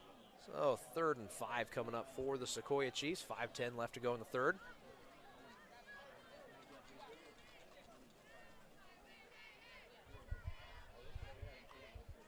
Will got to think the Sequoyah is not going to move any faster than what they're currently moving. Cagle under center. And handoff once again to Crandall, and Crandall gets stuffed 2 yards short of the first down marker. So Sequoyah staying pretty true to the run here in the third quarter, Will. Yeah, the offense lost a little bit of their explosiveness from the first half, but they were still able to get it done mostly with putting together some short runs and got a couple first downs. Let's see what they do. Let's see what they do here on this 4th down. So Sequoyah going to bring the offense back out onto the field for 4th and 2. They are on the Centennial 36-yard line. Got to get to the 34. Cagle under center. Centennial looking to get a big stop here. A turnover on downs would be huge for them after already having scored a touchdown. But Lucas buries that hope as he scrambles ahead for 5 or 6 yards. And that will move the chains for the Sequoyah Chiefs. So Sequoyah going to convert on 4th down. And a fresh set of downs for the Chiefs as they continue their march into Centennial territory. And like I was saying, Chiefs putting together another running play. Pretty sure that none of their plays have been passing, but so far that running has worked for them. No, Wing T always been a traditional run-happy offense. Wide receiver trotting out to the far side of the field is going to be Ashkin Hunt. As Ashkin Hunt out on the far side hash mark, lined up at wide receiver. Ball on the near side mark. Ball spotted at the 30-yard line. Motion across the near side. Double reverse. No, Cagle's going to keep it. Oh, no, he didn't. He faked me out again. So a loss of 3 after the handoff to Jaden Mitchell. Bring up 2nd down for the Chiefs. So 2nd and 14 coming up for Sequoyah after the big loss on the handoff to Mitchell. Yeah, it'll be interesting to see at what point Sequoyah transitions to passing plays when maybe Centennial just keeps locking down on their running game and gaining less and less yardage each play. Well, we'll see what they do here. 2nd and 14, 2 minutes and 50 seconds left to go in the third quarter. Cagle under center. Hunt on the near sideline. Ball in between the hashes. Cagle going to hand this one off. And Lucas, it's a big hit, and the ball comes out, and it looks like Centennial is going to recover that one. Lucas tripped a little bit, and a big hit jarred the ball loose. And that drive is going to stall out with 2:20 left to go in the third. The second turnover of the night for the Chiefs, and Centennial going to get the ball on their own 30-yard line. Yeah, but Chase, as you said, the clock is running.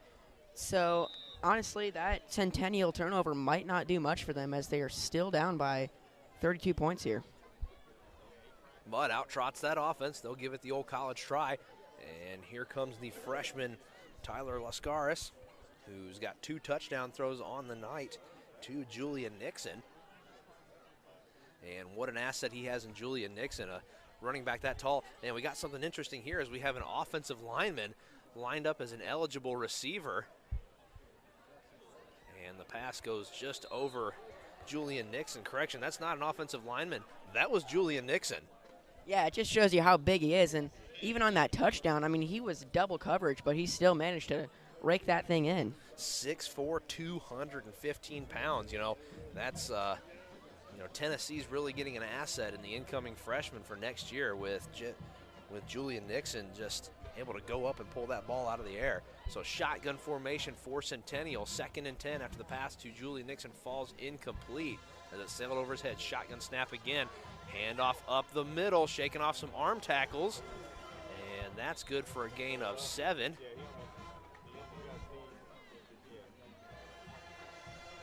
So the run by Nathan Webster again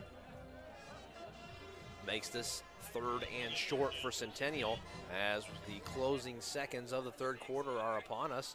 37 seconds left to go.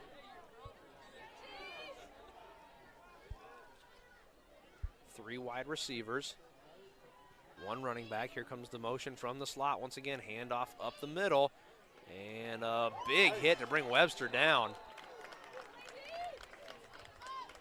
Yeah, it looked like Jack Blackman on the stop for the Sequoyah Chiefs to stuff that 3rd down, but Centennial keeping their offense out on the field. So 4th and 2 coming up, no, 4th and 1, so they're going to say he got a yard, but that's going to do it for the 3rd quarter as the horn's going to sound and we'll flip the field. So after 3, Will, your score from Skip Pope Stadium, the Chiefs 45, the Knights 13. Yeah, definitely one of the quieter quarters as only the Knights were able to score 6 points there, but yeah, Sequoyah's done a fantastic job, especially on that one drive, marching the team down the field. And unfortunately, that one stalled out because of a fumble. But, Centennial's also come out playing with a little bit more fire under them. And they're able to put some more points on the board and pull the halftime deficit a little bit closer. But we're seeing some guys getting some playing time that we really haven't seen for the majority of the year with Sequoyah being up so much. yeah, it'll be interesting to see what they can do. I mean, obviously this Chiefs team is up by 32, but that doesn't mean they can't do something. So as we come out to start the 4th quarter, we'll do so with the Knights in a 4th and 1 situation, trailing the Chiefs 45-13. Ball is on the 39-yard line.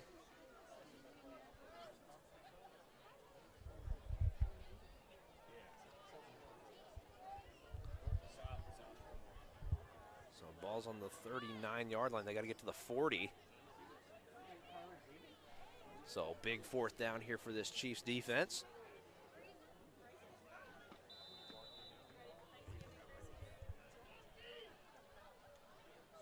So shotgun formation, a toss play, and that's going to be a huge loss as Sequoyah going to stop Centennial on 4th down. A loss of 4 after the toss play was completely blown up by Sequoyah. Yeah, every Chiefs defender helping out on that tackle right there. And that'll be some more good field positioning for that Chiefs offense. Let's see if they can keep piling on the points here. And we'll see that a healthy dose of that wing T run game as the Sequoyah Chiefs take the ball back with 11 minutes and 30 seconds left to go in the 4th quarter. Will we be doing a disservice if we didn't pump up the basketball broadcast this year that we're going to be doing? You and I will be doing the girls and boys varsity home games, at least as many of them as we can do. And certainly we look forward to that as Cagle is under center. And he hands that one off up the middle, but it's going to go for a loss of 2. So Centennial not fooled on that one. Will, I'm looking forward to basketball season this year. Sequoyah definitely known for their boys and girls basketball programs. The girls program appears to be ranked this year, so a lot to look forward to in those broadcasts this year. Absolutely, it'll be fun to watch, fun to commentate, and fun to just follow the team. Absolutely, we look forward to that. As we have 2 wide receivers out on the near side once again, ball in between the hashes, and handoff to Mitchell, and Mitchell keeps going. He's dragging a Centennial defender with him, and he picks up, looks like 14 yards, so a grown man run there by Jaden Mitchell carrying one of the Knights on his back. Yeah, and that's not the first time he's shown his strength. Earlier over there again in the first half, he was able to power through. You know, one of the things I remember about being in this Sequoyah Chiefs football program was the emphasis they always put on the weight room. You definitely had to be strong enough to out-physical the guy in front of you. And one of the things former Coach Maxwell used to say was, the nail that's standing up is always the first one to get hammered. So as the handoff now goes to the far side, they're going to try and find the edge, and Miles Crandall's going to scoot ahead. I think he might have picked up the first down. If not, he's going to be pretty close as he's thrown back after the gang tackle by Centennial. Maybe a yard short of the first down, but a big run by Miles Crandall there, and we're getting a healthy dose of him here in the second half, Will. Yeah, definitely. He's had quite a few big running plays that have been able to help the Chiefs offense and get them some good field positioning. So he is short 1 yard, 2nd and 1 coming up for the Chiefs. Ball spotted on the, looks to be the 12-yard line, so they got to get to the 11 to move the chains.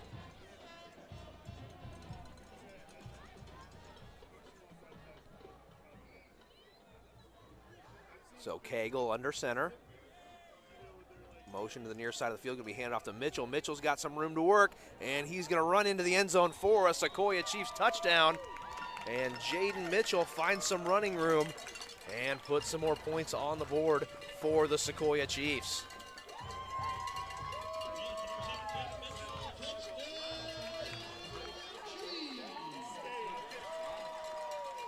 .905 left to go. Chiefs looking to go up 52-13.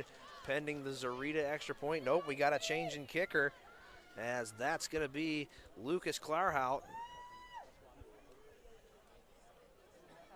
And that one is up and good. So will the Chiefs pouring it on here in the fourth quarter. 9:05 left to go, and Sequoyah on top of Centennial, 52-13. Yeah, certainly not letting up, even though at this point it looks like they're going to take the win, but definitely don't want to let up at all. You know, Will, a fantastic finish to this season for the Sequoyah Chiefs. You know, all the close games they've had, all the heartbreak. The Johns Creek game comes to mind. The Cass game comes to mind.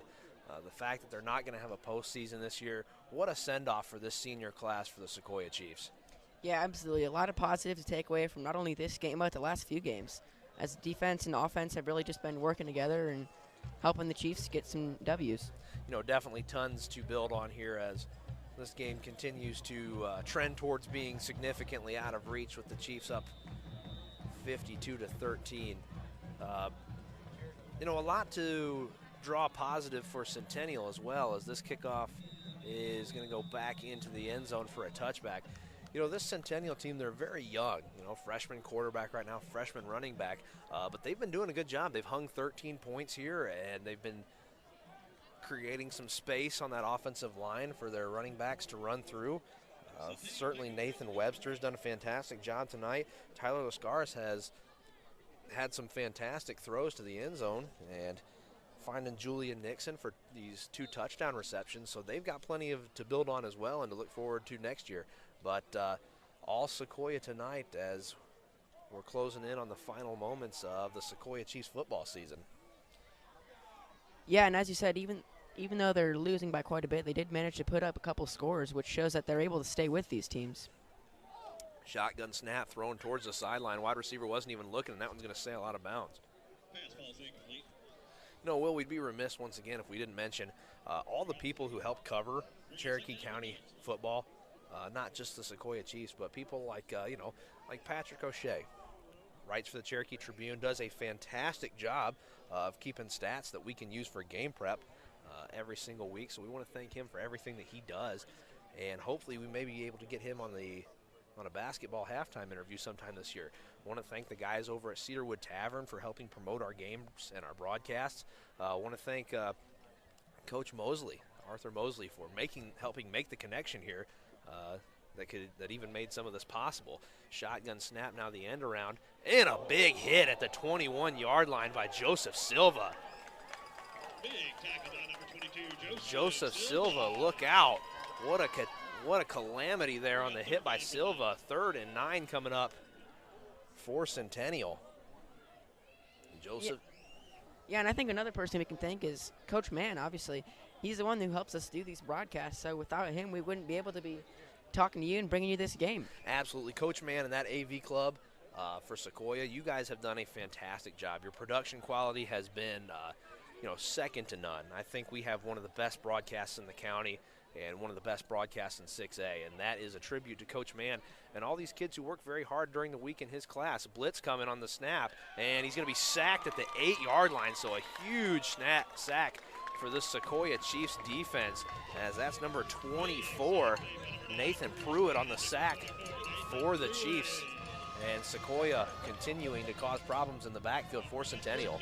Absolutely. Chiefs defense and offense just continuing to pull this out of reach for these Knights, coming up with big tackles and keep scoring too. Absolutely. So back to receive this kickoff is number 36, Ridley Joseph. The sophomore, 6'1", 185 pounds. Let's see if he can make something happen here on the punt. 5 seconds shows on the play clock. Good snap, and a low line drive kick is going to bounce at the 23-yard line and roll out of bounds at the 34. So Ridley Joseph really doesn't even get a chance to return that one, but the clock's still running, 6:30 left to go. Yeah, so the AV Club has done a fantastic job of putting this on. You've done a fantastic job of being a color commentator, Will, and I look forward to seeing how much you kind of grow as a broadcaster, particularly through basketball season. So I'm very excited about the future of Chiefs TV, and I want to thank everybody involved, from Coach Mann to the athletic department here at Sequoyah. I want to thank all of them for allowing me to come out here and work with you guys on a consistent basis. So Sequoyah's offense comes back out on the field. Motion to the near side of the field, ball on the far hash mark. Handoff stopped immediately and dropped for a loss of 2 on the play. And that'll bring up 2nd and 11, maybe 12. Ladies and gentlemen, everything For the Sequoyah Chiefs. Concession stand is half off. If you're thirsty or hungry, go to the visitors' concession stand. And if you're listening to our broadcast and you're here at the game on the visitor sideline, they just announced that everything at the visitors' concession stand is half off. So if you get a chance, make your way over there for some half off concession stand products and drinks and things to eat. Sequoyah under center again, wingman in motion, handoff up the middle, and they might have got 3 or 4 back on that one. Another thing too, Will, Sequoyah has been in so many close games. A lot of these younger guys haven't had an opportunity to get some playing time, but that's not a problem here tonight as they're getting plenty of reps. Absolutely, and I think the younger guys is something we can talk about. JV team this year going 7-0, freshman team going 6-1. I mean, Sequoyah really has a lot to look forward to with many young, good sophomores, freshmen. I mean, heck, even Sequoyah's quarterback, Matthew Traynor, is only a sophomore, so there's definitely a lot to be looking forward to in this Sequoyah Chiefs football program. The future is definitely bright for the Chiefs as Cagel's under center. He's going to hand this one off to Sangstock. Sangstock had a big game last week, but he's going to be tackled after a 3-yard pickup, and that's going to bring up 4th down for the Chiefs. So let's see what they decide to do here on 4th down. Still fairly shallow in Centennial territory.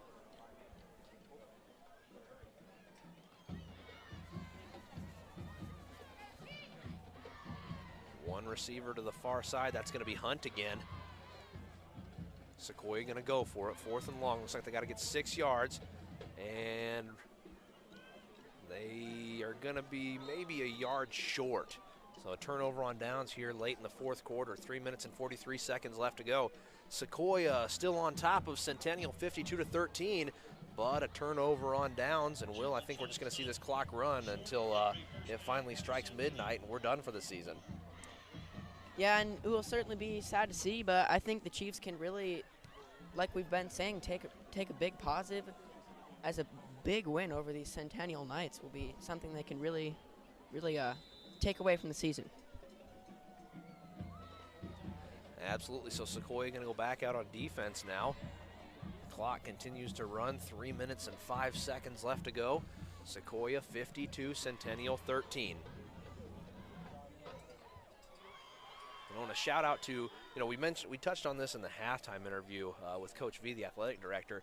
Sequoyah, there's a lot of teams out there this year who lost games and had to reschedule games as Centennial takes this run up the sideline. They're going to get a 1st down after a pickup of 12.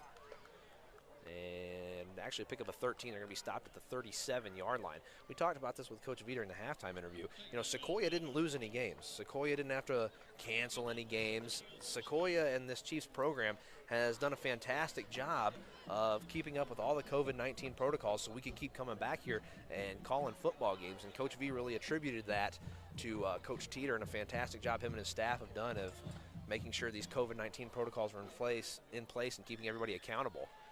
As the handoff on the end around is going to go for about 3 yards. So that'll bring up 2nd and 8 after a 2-yard pickup. But yeah, he just mentioned that what a fantastic job all these guys have done making sure that we can keep coming back here and having high school football.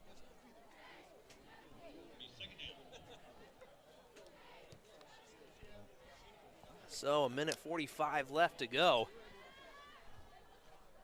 And the Chiefs still on top of the Knights, 52-13. High snap, and now out to the far sideline and pushed out of bounds after a gain of 3. So that'll bring up 3rd and long for the Centennial Knights. 1:20 left to go in the contest. I think another thing to notice is that a lot of these players' names that we've been saying, like Ben Sanders, Peyton Lucas, these guys were on the JV roster. So I think just be looking forward to us being to say their names more often, as next year and in their senior years they'll be able to produce and make big plays for this Sequoyah team. Absolutely. I believe Aiden Moore's coming back as well. I think he's only a junior. 54 seconds left to go. Dropping back deep and going for a big shot. And what a catch. An absolutely fantastic catch by Julian Nixon as he laid out over the middle of the field to round that one up. And a big gain on 3rd and 6 for Centennial. No, they're going to call it incomplete. No, we had a flag on the field. Didn't see the flag all the way back in the backfield. We'll wait on the call here.